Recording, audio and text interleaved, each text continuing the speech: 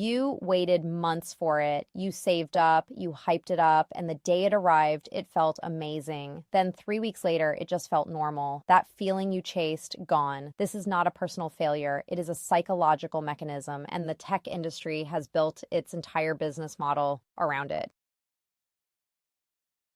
Psychologists have a name for what just happened to you. It is called hedonic adaptation. It means that humans naturally return to a relatively stable level of happiness, regardless of major positive or negative events. You get a raise, you feel great. A few months later, it is just your salary.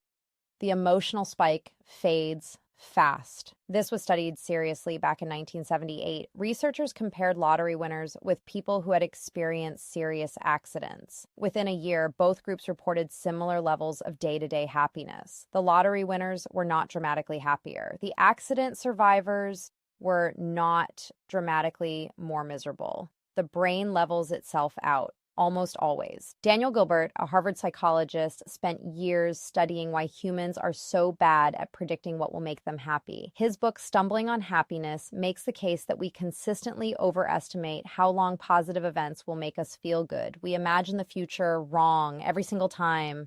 Gilbert calls this impact bias. We think the good thing will feel good for a long time. It does not. Our brain has a psychological immune system. It finds ways to normalize almost any experience. That normalization is useful in difficult times. But in a world designed to sell you things, it becomes a serious vulnerability. So here is the core issue. You are built to want things, get them, adapt to them, and then want something else. That cycle kept our ancestors motivated and alive. But in 2024, with a device in your pocket designed by some of the smartest engineers on the planet, that cycle has been weaponized.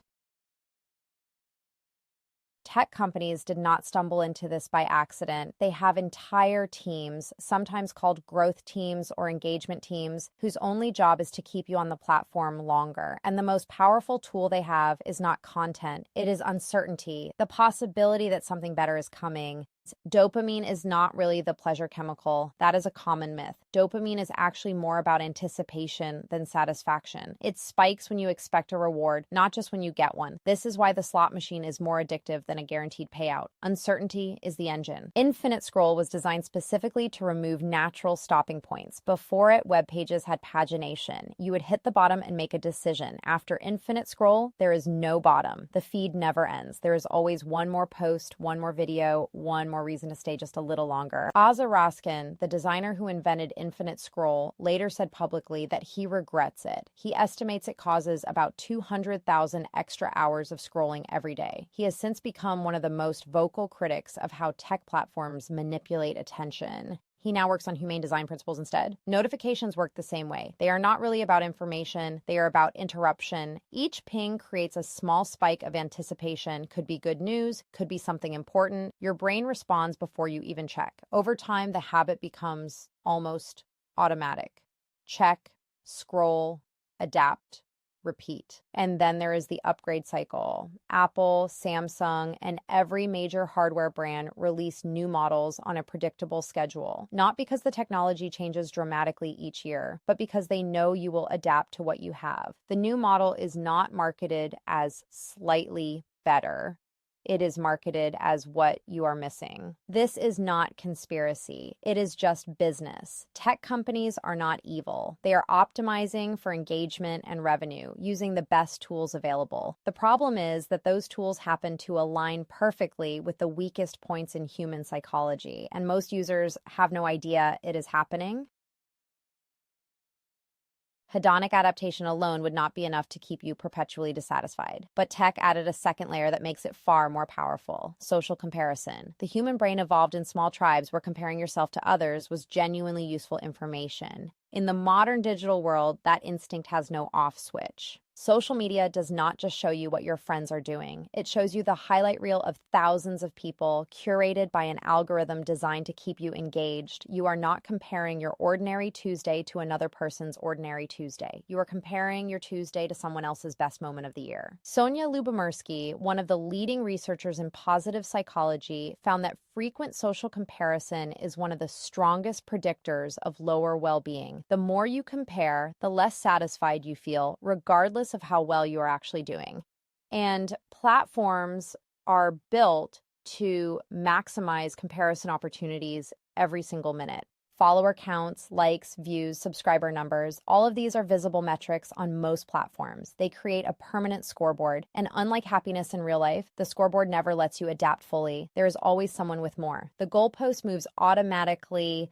The platform shows you that too. Even the experience of going viral is subject to adaptation. Creators who get a massive spike in views often describe a crash afterward. The new baseline is the viral number. Everything after that feels like a loss. This is the hedonic treadmill in its purest form, and the platform benefits from it because chasing the next spike keeps you creating and engaging. Here is the uncomfortable part. You cannot opt out of hedonic adaptation. It is biological, but you can change your relationship with it. The first and most important step is simply knowing it exists. Most people are running on these systems completely unconsciously. Naming the mechanism is genuinely powerful. It creates a small gap between stimulus and response. Research consistently shows that experiences adapt more slowly than objects. Buying a new laptop gives you a short spike. Going on a trip with someone you care about tends to generate positive memories that compound over time. Experiences are harder to compare directly.